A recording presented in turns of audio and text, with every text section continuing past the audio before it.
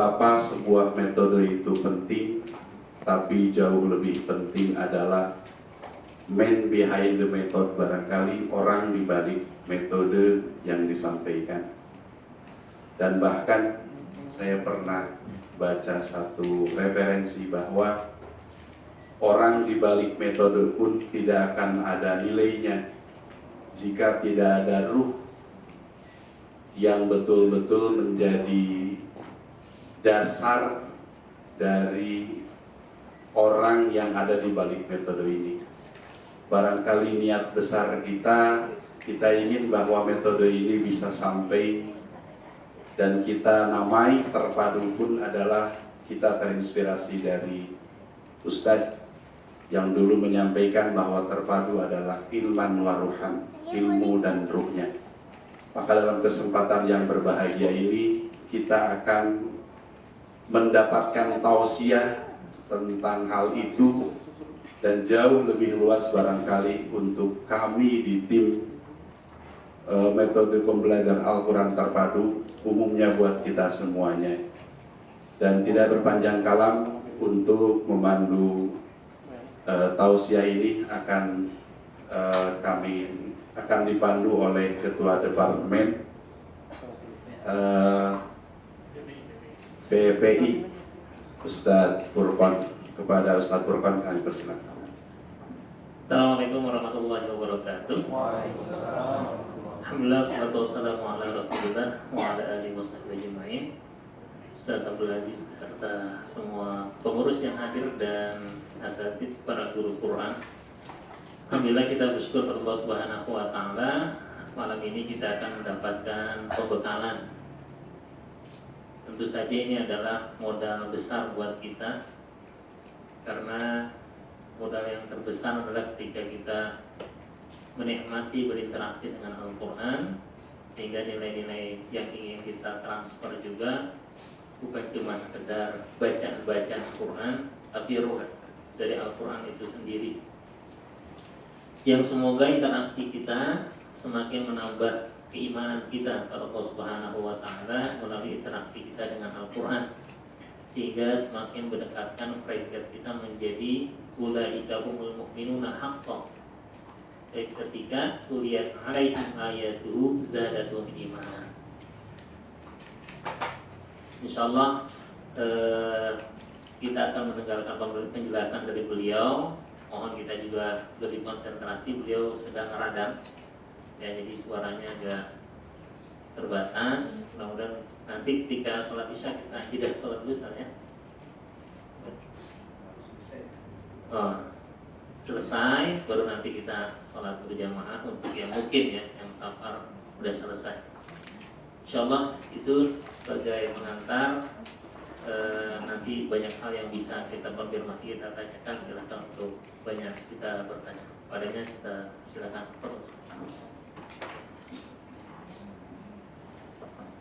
Bismillahirrahmanirrahim. Assalamualaikum warahmatullahi wabarakatuh. Alhamdulillah, wassalatu wassalamu ala Rasulillah wa ala alihi wa sahbihi wa mawalah. Assalamualaikum warahmatullahi. Alhamdulillah,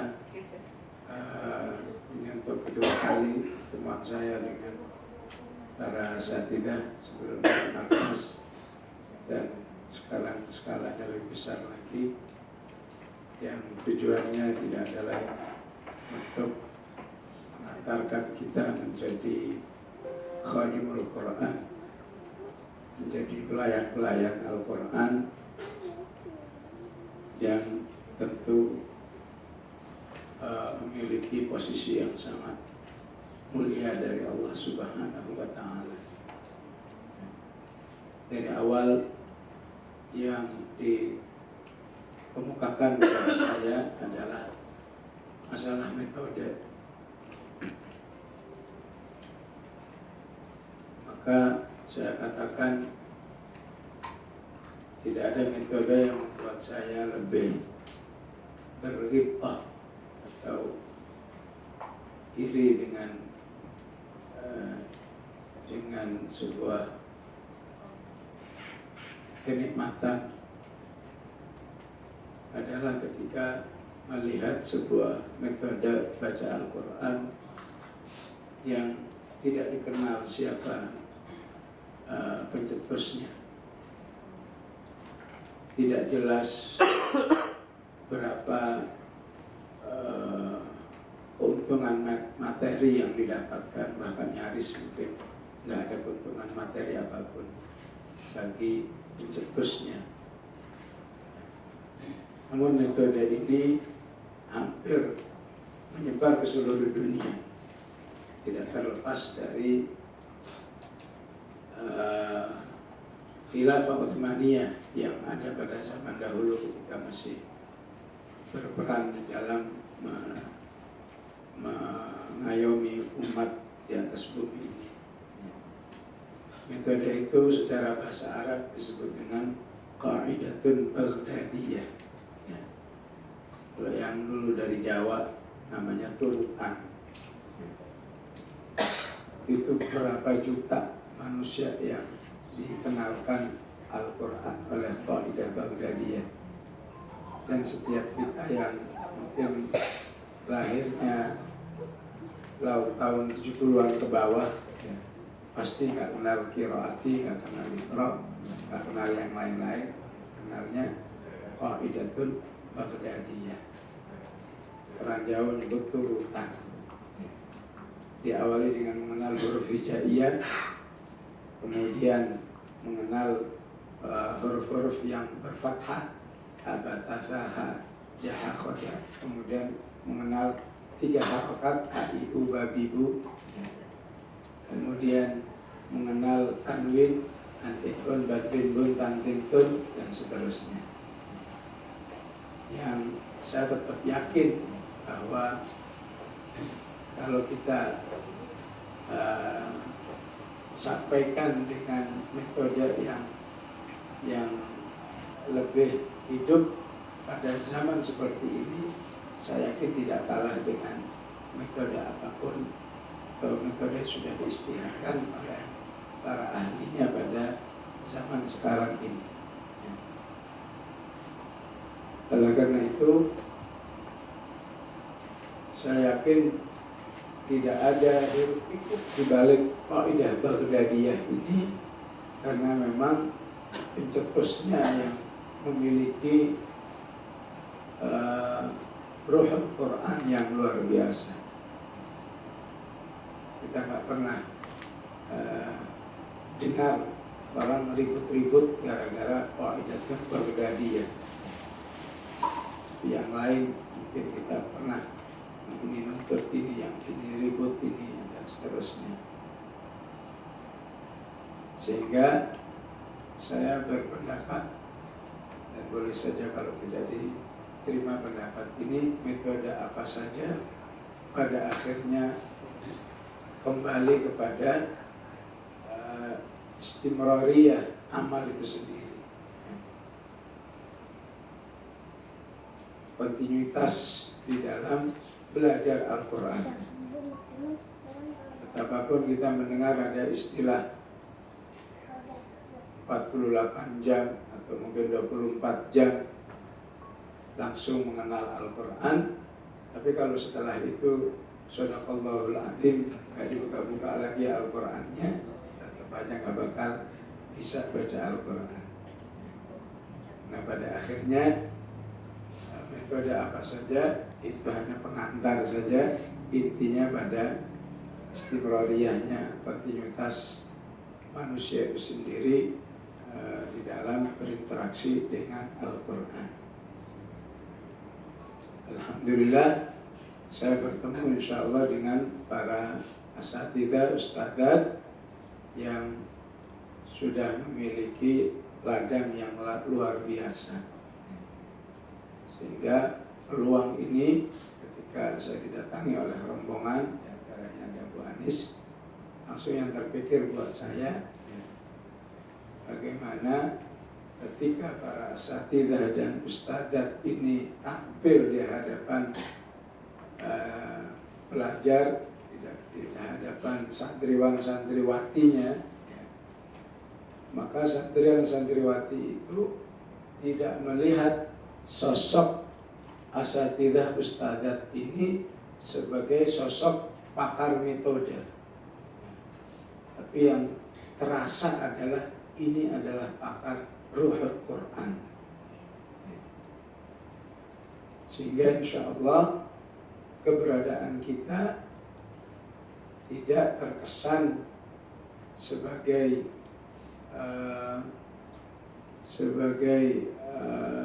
pekerja Al-Quran, atau terkesan sebagai buruh Al-Quran. Tapi yang kita inginkan insya Allah yang terkesan adalah kita adalah murabbi Al-Quran. Yang terkesan adalah kita muhyi Al-Quran, penghidup Al-Quran. Dan insya Allah dengan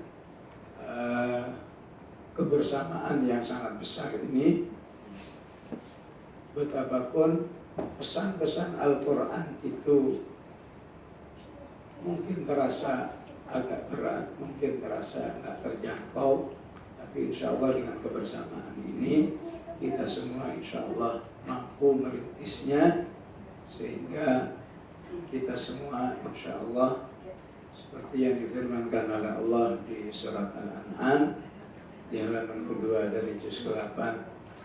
Allah katakan, awaman kana maitan fa ahyainahu wa ja'alna lahu nuran yamshi bihi fil nasi kama mathaluhu fil dhulumati laysa bi kharijin minha kadzalika zuyyina lil kafirina ma kanu ya'malun. Sifatnya ketika manusia itu jauh dari Al-Quran, dia dihukumi oleh Allah sebagai makhluk yang mati, makhluk yang tidak bernyawa. Sehingga kitalah yang sudah dipilih oleh Allah. Sekali lagi, kitalah yang dipilih oleh Allah. Kenapa saya katakan kita yang dipilih oleh Allah? Pertama, saya yakin dulu waktu kita SD, waktu kita SMP, SMA, nggak ada yang bercita-cita jadi guru Quran. Tapi inilah yang Allah takdirkan kepada kita. Nggak ada di antara kita yang dulu pernah berdoa, Allahumma ja'alni asatidatal Quran. Tapi inilah yang Allah takdirkan kepada kita. Sekali lagi, kitalah yang dipilih oleh Allah,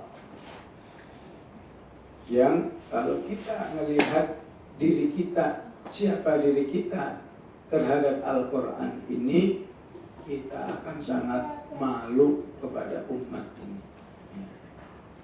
Kita juga bukan lulusan dari Makkah, bukan lulusan dari seorang syekh yang mukri'ul Quran dari Mesir, apakah dari Yordan atau dari Syria atau dari mana-mana. Kita hanya punya modal memang betul-betul siap insya Allah dipilih oleh Allah sebagai khadim dan khadimatul Quran, maka takdir Allah ini kita sambut dengan sebaik-baiknya, yaitu kita insya Allah bersepakat, berniat betul-betul ingin menjadikan diri kita sebagai penghidup umat manusia dengan Al-Quran ini. Sebagaimana sering Allah sebut bahwa Quran itu adalah ruh. Wa kadzalika auhayna ilaika ruhan min amrina. Tafsir yang lain mengatakan yunazzilul malaikata birruhi. Maksud birruhi di sini adalah Al-Quran. Wa ayyadahum birruhin min. Kedua itu yang pertama tadi di surat Asy-Syura, yang kedua di surat An-Nahl, yang ketiga di akhir surat Al-Mujadilah. Maka kita dengan pilihan Allah yang diberikan kepada kita, dengan takdir yang tidak pernah kita bayangkan. Kalau ibarat rezeki ini adalah rezeki yang min haitsu la yahtasib, kita dipercaya oleh umat sebagai guru-guru Al-Quran, asatid ustadzat Al-Quran, sehingga kita ingin menjadikan takdir Allah ini, pilihan Allah ini, dengan menjadikan pilihan yang sebaik-baiknya untuk, yaitu dengan mempelajari Al-Quran itu sendiri dan berusaha untuk berinteraksi dengan sebaik-baiknya dengan Al-Quran, sehingga kita menjadi manusia penghidup umat dengan Al-Quran, karena ruh Al-Quran yang selalu kita hidupkan dalam diri kita. Wabillahi rahimakumullah. Maka fikrah, ya, saya katakan fikrah karena mungkin memang perlu bertahap, ya. Semoga pertemuan ini bisa terus berkelanjutan, sehingga kalau malam ini fikrah, maka apakah bulan depan, apakah tahun depan bisa menjadi amaliyah, menjadi terpraktekkan, ya. Maka ingin saya bangun baik dalam diri saya, antum semua, bagaimana seharusnya menjadikan Al-Quran sebagai ruh bagi diri kita.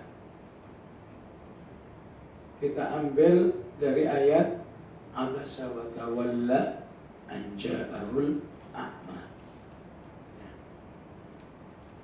Dia, Rasulullah maksudnya, telah cemberut ketika didatangi oleh orang yang buta.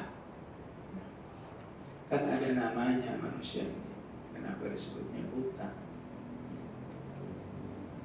Atau kan ada statusnya, sahabatnya, anja'ahu sahibuhu, atau anja'ahu Abdullah bin Ummi Maktum.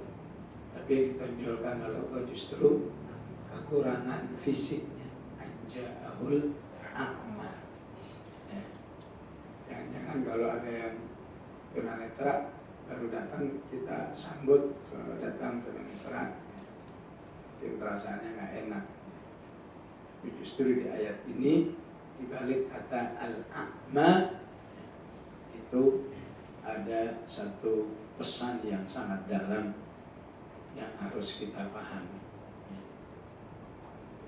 Maka ketika Allah lebih menonjolkan Abdullah bin Ummi Maktum dengan sebutan al-a'ma, karena di dalam diri beliau ada kuwatul ruhiyah, kekuatan ruhiyah yang luar biasa, ya. Salah satunya di ayat ini, wa ma yudrika la'allahu yazzakka aw yadhakkaru fatanfa'ahu dzikra. Ya. Fisik boleh terbatas, tapi semangat meningkatkan atau membersihkan jiwa begitu kuat di dalam dirinya, sehingga membuat dirinya selalu mengambil pelajaran, mengambil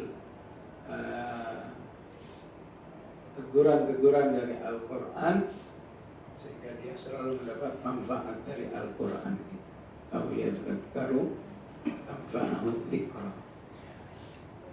Ada prestasi, wa amma man ja'aka yas'a wa huwa yakhsha.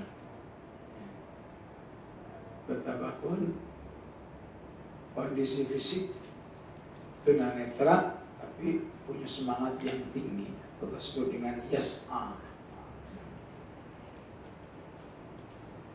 Dalam kondisi keimanan yang yakhsha, takut kepada Allah Subhanahu wa ta'ala. Itu versi surat Al-Asr. Versi An-Nisa-nya, masalah An-Nisa 95, Allah turunkan ayat la yastawil qa'iduna minal mu'minina wal mujahidun. Di tahap awalnya begitu. Tahap awalnya ayat ini bunyinya seperti ini. Tidak sama mukmin yang pasif dengan mukmin yang mujahid. ketika ini didengar oleh Al-A'ma ini, dia menyatakan kesedihannya kepada Rasulullah. Ya Rasulullah, bukannya saya nggak mau menjadi mujahid, bukan pilihan saya menjadi mukmin yang qaid, tapi saya kan buta. Apakah kondisi buta saya ini tidak ada dispensasi? Turunkan lagi Allah, la yastawil qa'iduna minal mu'minina ghairu ulil darar wal mujahiduna fi sabilillah. Tidak sama mukmin yang pasif kecuali yang berhalangan, khusus yang berhalangan permanen seperti Abdullah bin Maktum. Jadi Allah sebetulnya sudah memasukkan kelompok mujahid karena kesungguhannya dan niatnya. Tapi beliau masih menggunakan azimah daripada rukhsah. Katanya rukhsah adalah azimah. Kalau kita bepergian sholat qasar dan jamak, itu namanya rukhsah. Kalau kita tidak pergi, namanya azimah. Rukhsah itu sendiri ada yang dianjurkan dipakai seperti sholat qasar dan jamak, ada yang tidak dianjurkan seperti tidak berpuasa saat sakit atau berpergian. Faman kana minkum maridan aw ala safarin fa'iddatun min ayyamin ukhra. Tapi selanjutnya Allah katakan wa antasumu khairul lakum. Artinya kalau kita berpergian tapi masih kuat berpuasa, kalau kita sakit tapi nggak ada masalah dengan puasa, maka berpuasa tetap lebih baik. Sehingga Abdullah bin Maktum memilih betapapun dirinya memiliki keterbatasan, tetap ikut berjihad di jalan Allah Subhanahu wa Ta'ala. Itu versi An-Nisa. Versi hadisnya bahwa Abdullah bin Maktum adalah orang yang sangat komitmen dengan salat berjamaah.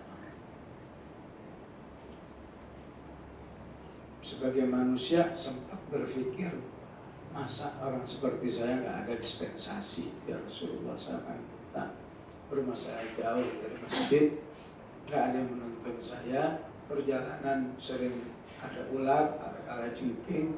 Apakah tidak ada dispensasi? Wahai Abdullah bin Maktum, apakah kamu masih dengar azan dari Masjid Nabawi? Masih ya Rasulullah, datang tiap hari. Maka beliau menjadi orang yang betapapun buta selalu datang ke masjid, bahkan lebih dari itu menjadi muadzin, berarti datangnya harus lebih awal. Jadi asistennya Bilal bin Rabah sebagai muadzin. Inilah yang Allah inginkan. Kenapa? Lebih dipopulerkan anja'ahul a'ma.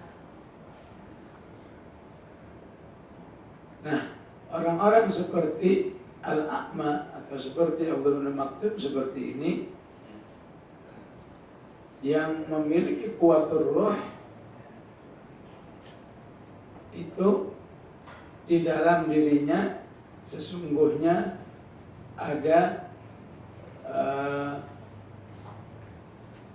3 sikap utama di dalam melihat kebaikan-kebaikan. Ada 3 sikap utama. Yang pertama adalah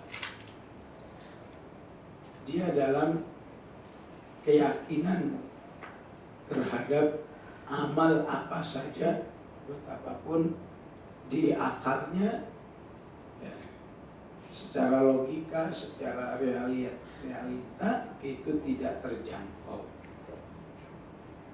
Tapi kuat roh ingin mengatakan, insya Allah saya siap.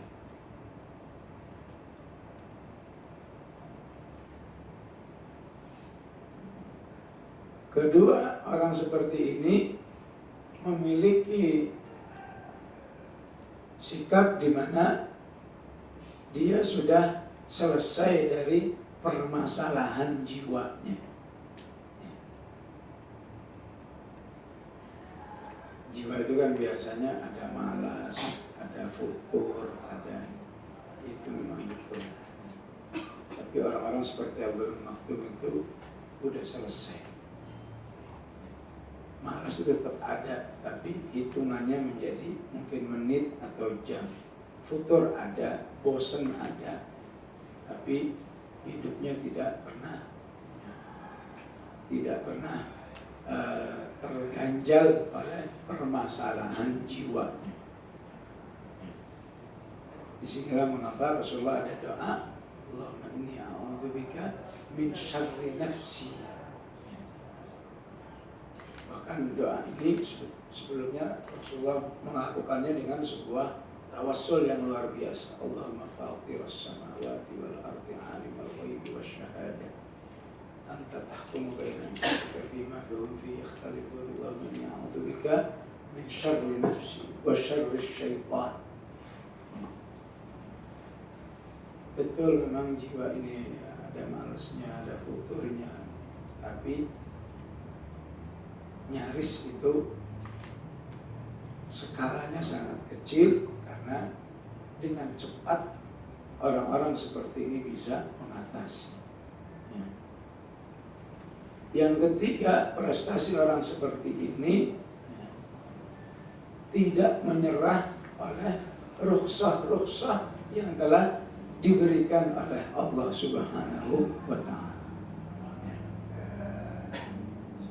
Apakah rukhsah itu dalam bentuk sakit, apakah dalam bentuk kesibukan, apakah dalam bentuk apa saja yang sebetulnya udah nggak apa-apa, tapi dirinya tidak ingin menyerah dengan rukhsah-rukhsah, sehingga betapapun nanti terlaksananya sedikit, tapi dia tidak terhentikan oleh rukhsah itu sendiri. Orang seperti ini mirip ayat yang disebut oleh Allah, alima an sayakunu minkum marda wa akharuna yadribuna fil ardi yabtaghuna min fadlillah wa akharuna yuqatiluna fi sabilillah.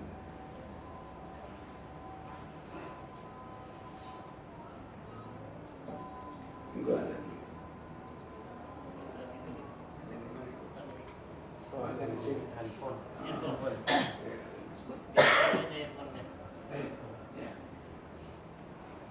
Jadi Allah katakan, Allah tahu bahwa kamu lagi sakit, Allah tahu kamu lagi sibuk bepergian, Allah tahu kamu lagi angkat senjata.